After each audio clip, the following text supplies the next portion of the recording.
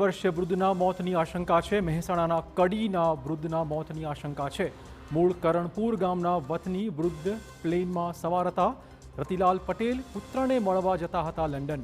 દીકરાએ નવું ઘર ખરીદ્યું હોવાથી જતા હતા તે લંડન। દુર્ઘટનાના સમાચાર મળતા પરિવારના લોકોમાં ચિંતાનું મોજું ફરી વળ્યું છે।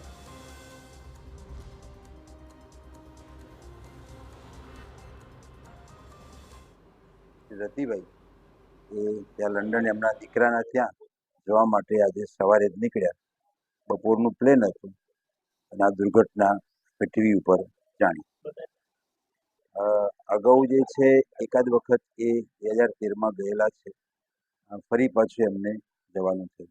સમાચાર સાંભળતા જ એમના પરિવારમાંથી એમના દીકરા અને સંબંધી એ ત્યાં એરપોર્ટ પર ત્યાં આગળ જે ઘટના સ્થળ બની ત્યાં સિવિલમાં ત્યાં આગળ બધા પહોંચ્યા છે।